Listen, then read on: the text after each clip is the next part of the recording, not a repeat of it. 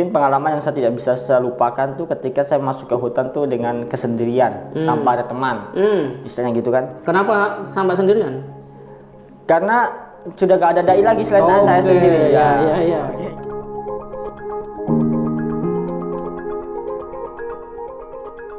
Assalamualaikum warahmatullahi wabarakatuh. Waalaikumsalam. Pemirsa BMH TV, alhamdulillah kita berjumpa lagi di channel yang cerdas menggerakkan. Dan alhamdulillah pada kesempatan ini kita akan berbicara dengan orang yang malang melintang di hutan, ya. Bukan malang melintang di perkotaan tetapi di hutan.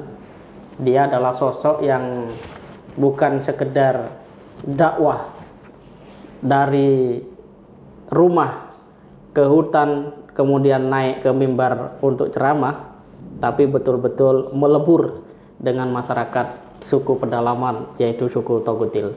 Dan inilah dia bersama saya, Ustadz Ahmad Komarudin, berasal dari desa Patlean. Assalamualaikum Ustadz Ahmad. Waalaikumsalam warahmatullahi wabarakatuh. Ustaz. Alhamdulillah. Bagaimana kabar?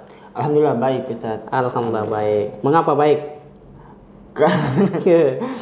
Ya baik Ustaz. Kalau tidak baik tidak mungkin Anda sampai kemari Ustaz. Oh alhamdulillah. Jadi beliau datang ke Jakarta untuk mengantar dua orang generasi muda, belajar di sekolah dai yang ada di Ciamas Bogor. Alhamdulillah. Jadi proses untuk membina anak-anak di suku pedalaman terus berjalan nih ya. Untuk sementara ini masih terus berjalan Ustaz. Karena kita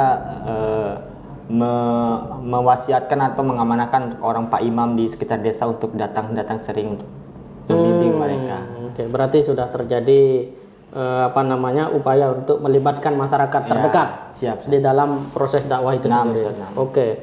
Ustadz Ahmad ini berasal dari Patlean. Itu di kecamatan apa, kabupaten apa itu? Kecamatan Maba Utara, Kabupaten Halmahera Timur. Dari Provinsi Maluku Utara. Iya, dari Ternate berapa jam itu setelah nyebrang? Kalau dari Ternate menyeberang lewat Sofifi, terus dihantam lagi dari Sofifi untuk sampai ke Buli itu sekitar 5 jam pakai mobil. Nanti dari Buli ke Maba Utara pakai motor sekitar 4 jam lagi. Kenapa pakai motor? Nggak ada mobil sana? Karena untuk perjalanan menuju ke Maba Utara tuh tidak bisa pakai mobil, Ustaz.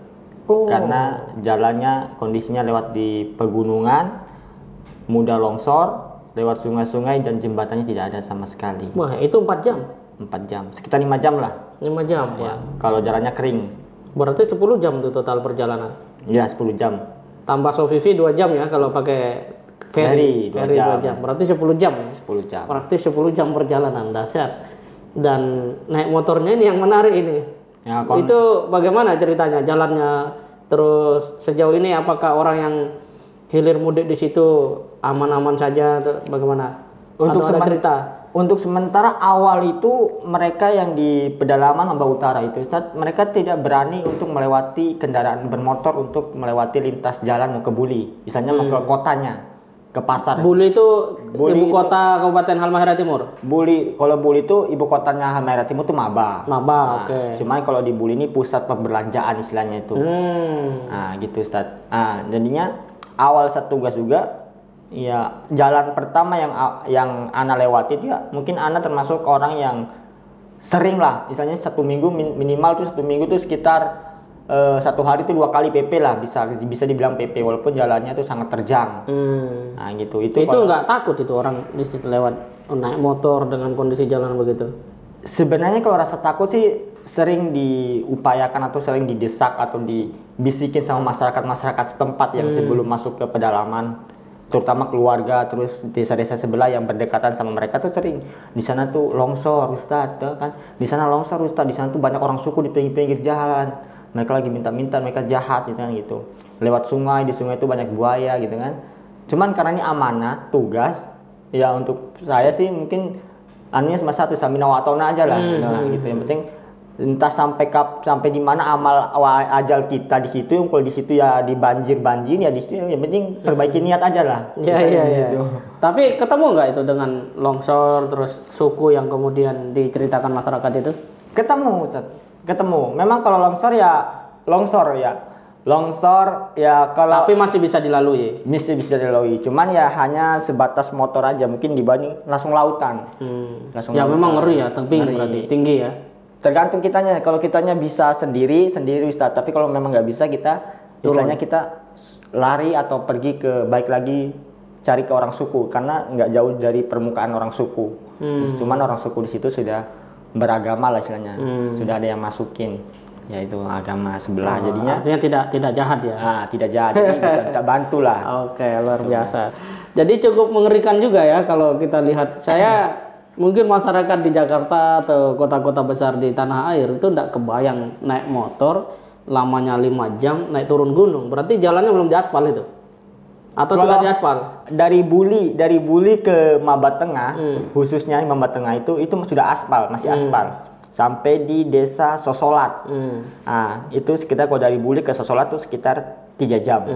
Itu masih aspal walaupun aspalnya aspal kacang misalnya. Tapi itu sudah hanya motor yang lewat. Ya, Mobil udah enggak? Mobil sudah masih sempat mobil, Masih motor bisa. sama mobil, ya. Oke. Nah, nanti dari Sosolat mau masuk karena Sosolat itu perbatasan ke Maba Utara.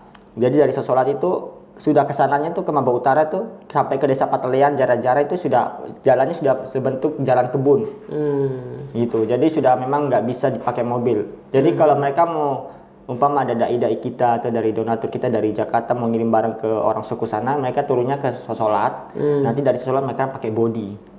Apa Misalnya itu? kapal kayu yang kecil. Oh, namanya apa? Body? Body. Oh, body. Menarik ya. Perahu kayu lah istilahnya itu. Oh, jadi tidak lewat darat. Tidak.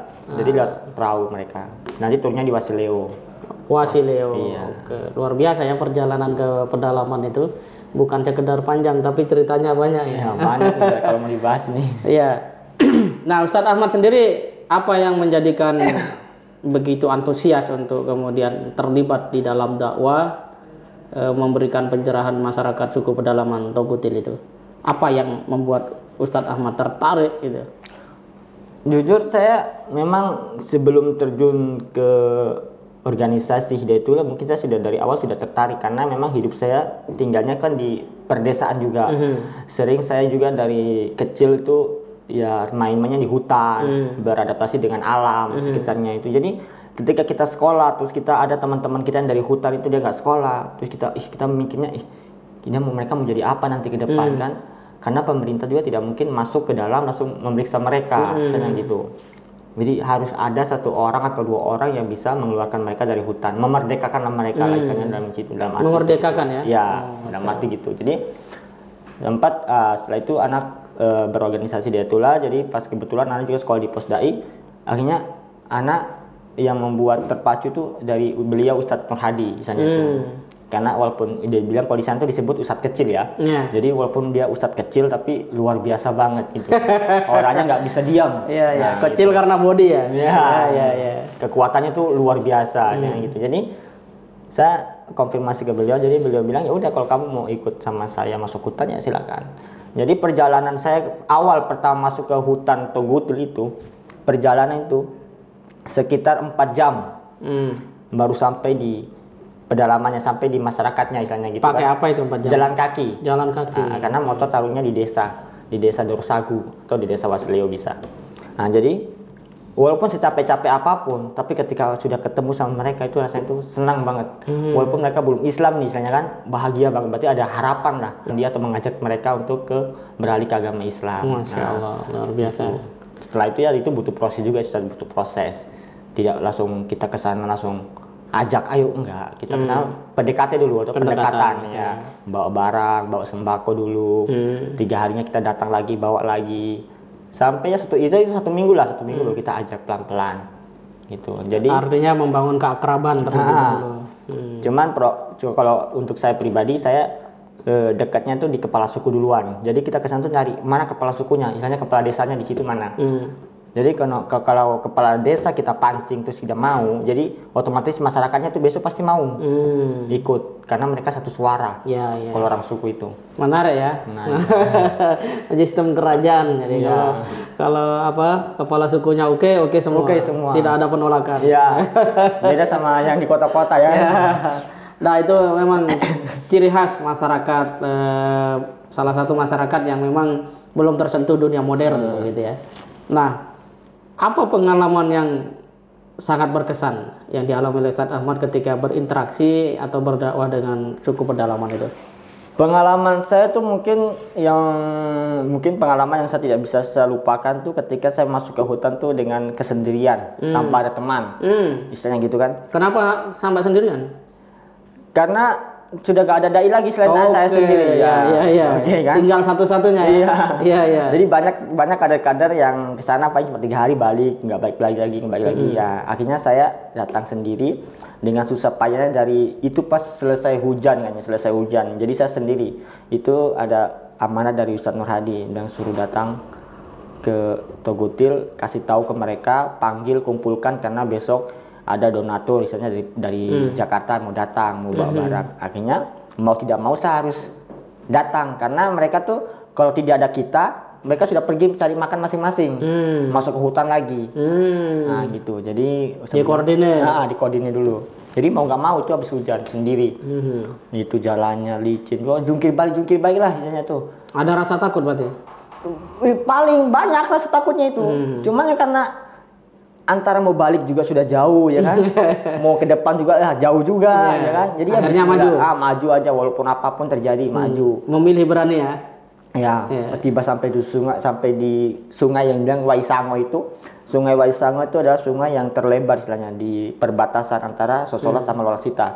Dan di situ juga istilahnya tuh banyak buayanya istilahnya. Buaya di banyak di situ. Nah, banjir. Nah, ada rakit. Nah, di sebelahnya ada yang tukang rakit dia orang suku. Jadi mau nggak mau kita tetap harus tembus ini kan sering gitu. Jadi saya paksa mereka sampai mereka mau. Akhirnya ya dibujuk mungkin maksudnya. Iya, biasa kita kalau naik hari-hari biasa naik rakit kan kita kan satu motor 20.000 nih. Ya udah kita paksa mereka mintanya ya sekitar 400-an lah. Dasar. Karena banjir itu ya. Banjir. Iya. Terus ya udahlah, daripada kita daripada kita ikut body lebih mahal lagi kan gitu. Udah bayar berangkat itu sekitar masih 3 jam lagi perjalanan karena becek jadi kan lama. Nah, pas sampai ke sana mereka tidak ada, mereka di hutan. Itu sekitar pukul jam 2 siang lah. Jadi panggilin lagi, kumpulin. Belum, nggak ada orang, sudah masuk ke hutan semua nih. Akhirnya saya masuk ke hutan sendiri nih dengan bawa aqua 2 botol, 2 botol aja. 2 botol besar, berat gitu kan. 2 botol 2 botol sama snack lah yang langsung bisa makan.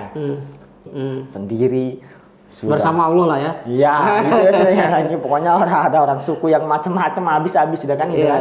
Pokoknya jalan aja kan. Cuma kan memang jalan itu kan sudah biasa kita lewati kan. Sudah ketahui mereka kebunnya di mana. Udah jalan. Nah, sampai di sana pas maghrib udah lewat lah, bukan maghrib lagi karena memang perjalanan 2 jam tapi kan banyak istirahatnya saya karena naik gunung turun gunung betul. Sendiri. Akhirnya istirahat karena lapar, ketemu sama rumah satu nih ya, itu rumah itu memang sudah kita lewatin kosong terus tapi tiba-tiba mereka tuh ada isinya, ada orangnya sudah yang tinggal di situ, orang suku. Ya udah kebetulan mereka lagi makan karena orang suku ini sudah istilahnya tuh bapaknya tuh suaminya tuh sudah masuk ke kampung lah, sudah pakai baju kan mereka, sudah pakai baju. Jadi sudah bisa pakai bahasa Indonesia gitu kan, jadi ngobrol pelan-pelan. Jadi disuruh makan, saya makan. Sudah lapar nih, istilahnya kan itu kan. Kirain makan nasi, padahal makan ubi. Misalnya kalau dibilang kasbi tuh di sini bilang bahasa Indonesia itu singkong. Kasbi kan singkong rebus. Baru sayurnya tuh tumis daun pepaya. Itu yang saya, enak ini kan tumis nih, baru ada percikan-percikan romboknya kan. Akhirnya saya ngambil banyak, ngambil banyak, makannya bersama keluarga mereka. Itu ya Allah, istilahnya tuh anak-anak mereka tuh ya kotor-kotor abis lah istilahnya gitu kan, yang mau ingusan gitu kan. Jadi kita mau nggak mau, kalau kita nggak makan sudah terlanjur ngambil kan. Geli juga lihat mereka ini ya kan. Ya udah, daripada kita dipanah istilahnya kan, ya makan tiba-tiba sayurnya nggak ada rasanya rasanya tuh hambar, pahit, baru hambar lagi. Gue tanya ke mereka, ini nggak dikasih garam atau roiko kah? Atau vaksin tuh micin ya, micin. Bilang, ya, nyanda. Bilang, kenapa? Nggak ada kah? Bilang, ada. Di mana? Di atas, diselipin di atap mereka itu roiko. Padahal roikonya mereka banyak. Hmm. Terus kenapa nggak dicampur sayur? Bagaimana mereka makan tuh? Ya mereka makan ubi rebus, sayur, baru roikonya dituangkan. Oh, iya. Roikonya nggak dicampur di. Ya, jadi dianggapnya itu snack ya? Iya, nggak dicampur di sayur. Iya. Itu lauknya nasi ubi, sayur, baru roikonya gini. Oh, masya Allah. Saya bilang ya Allah, gitu amat, nggak ada yang ngajarin apa ya gitu kan. Terus akhirnya dikasih. Dia bilang ya udah gini aja, itu nggak bagus karena roiko ini sudah pencampur bumbu, jadi sayur yang di balangan itu saya campurin roiko di situ 2. Saya rasa udah mantap. Dia bilang ini coba rasa yang ini gitu kan. Dia rasa manjami itu dalam arti tuh enak. Udah akhirnya karena hujan juga ya saya bermalam di situ. Bermalam di situ dengan kondisi saya lihat rumahnya tuh ya kayak gini sudah. Segi 4 lah berapa. Jadi nggak ada bilang istilahnya tuh angin kesana angin, nggak ada dindingnya. Jadi cuma atap. Terbuka. Iya, terbuka aja. Hanya atap saja. Singkat cerita lah pagi lah istilahnya kan. Pagi baru saya lanjutkan perjalanan. Nah, ketemu sama kepala suku yang sudah muslim, yang sudah mualaf. Saya koordinasi jadinya langsung dipanggil dengan cara mereka pakai apa ya tuh? Kalau Jawa tuh ada sayur, bentuk sayur.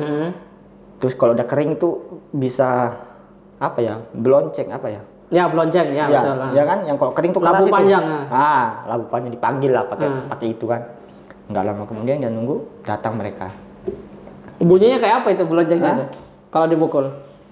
Ditiup bisa. Oh, ditiup. Ada mungkin sudah dimodifikasi sama mereka. Oh, dahsyat. Ya bunyinya kayak apa itu, bisa ditirukan nggak? Ya bunyinya kayak suara-suara orang hutan dia mengaum aja lah. Oh, gitu. Ngung gitu. Gitu. Jadi nggak lama mereka datang semua, jadi dikoordinasi langsung balik ke kampung. Sebenarnya bukan ke kampung juga, tapi ada tanah waktu Ustadz Nur Hadi beliau sudah duluan kan, sudah bina, pulang di situ.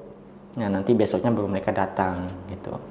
Jadi berangkat sendiri, pulang ditemani orang-orang suku itu. Wah, jadi raja dia.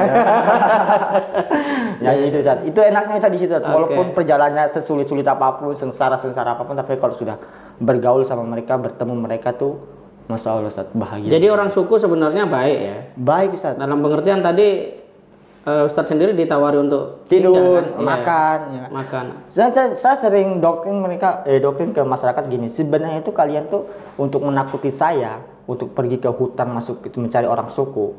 Itu bilang orang suku itu jahat, itu memang salah gitu kan. Prinsipnya adalah orang-orang suku ini baik hati, ramah, dan tentu ada fitrah. Ya, ini kalau kita bicara Islam, kenapa Islam kemudian bisa diterima oleh masyarakat pedalaman? Kalau kita di media melihat orang Eropa, Amerika, akademisi masuk Islam itu kan karena mereka mencari menemukan bukti-bukti benar gak yang disampaikan Quran gitu ya, benar gak yang disampaikan oleh Nabi, dan ternyata begitu diteliti dan benar mereka menerima Islam. Karena sebenarnya tuh mereka tuh tidak perlu tahu juga Ustaz, karena mereka sudah tahu, karena mereka tuh penduduk sana. Jadi adanya kita datang di desa-desa mereka, kasih tahu saya mau cari orang suku untuk masuk Islam, malahan mereka tuh mensupport kita. Memberikan bantuan-bantuan berupa makan, minum teh, minum kopi. Menerima lah ya. Menerima atau mensupport dengan bantuan-bantuan yang kekurangannya apa kita lah. Jadi mereka tuh sangat mendukung sekali.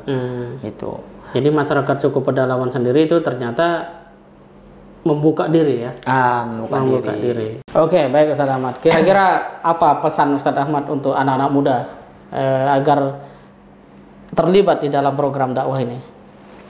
Ya, kalau pesan saya sih untuk anak muda yang zaman sekarang ya, kurangilah itu bermain yang tidak bermanfaat saja. Karena sekarang ini mungkin dulu kita berpikir kita meninggal tuh kita pasti berpikirnya orang tua-tua, ya kan? Tapi sekarang sudah tidak, Ustaz. Sekarang tuh berpikir gini, kenapa sekarang orang tua jarang meninggal tapi kebanyakan anak-anak muda, anak kecil, kan? Karena sekarang ini tidak pakai umur. Makanya selagi masih hidup, gunakanlah waktu-waktu sebaik-baik mungkin untuk berdakwah, karena hidup kita bukan cuma di dunia, tapi nanti di akhirat untuk selama-lamanya. Oke, baik. Terima kasih Ustadz Ahmad atas sharingnya. Pemirsa BMA TV, inilah sebuah potret kecil dari kisah-kisah yang sangat menarik sebenarnya, inspiratif di pedalaman tanah air. Dan Ustadz Ahmad Komarudin ya, asal Patlean ini adalah orang yang menekuni dakwah di suku pedalaman mualaf Togutil. Tantangan dakwah ternyata bukan soal niat semata, tetapi juga stamina, nyali, dan tentu juga biaya. Kita lihat tadi perjalanannya demikian panjang, itu sudah pasti memakan biaya. Mungkin kita tidak atau belum bisa hadir membersamai masyarakat-masyarakat di sana, tetapi dengan kita peduli dan bersama-sama mendorong program Dai Tangguh dakwah mualaf suku pedalaman diantaranya Togutil hari ini melalui BMH, kita bisa ikut hadir menguatkan kiprah dan langkah-langkah dai-dai tangguh kita di sana. Dan sebagai manusia mualaf suku Togutil, betapapun mereka belum mengenal dunia berpikir seperti yang masyarakat modern, tetapi mereka mempunyai kekuatan fitrah sehingga kepada sesama mereka peduli, menawarkan kebaikan, dan ketika mereka mengenal Islam, mereka pun menerima itu sebagai sebuah anugerah terindah di dalam kehidupan mereka. Bersama BMH, mari kuatkan hidayah di dalam dada-dada mualaf suku pedalaman Togutil. Tetap bersama BMH, channel yang cerdas menggerakkan. Dukung kita dengan cara like, comment, share, dan subscribe. Kita jumpa lagi di Bincang Mulia yang akan datang. Terima kasih. Assalamualaikum warahmatullahi wabarakatuh. Waalaikumsalam warahmatullahi wabarakatuh.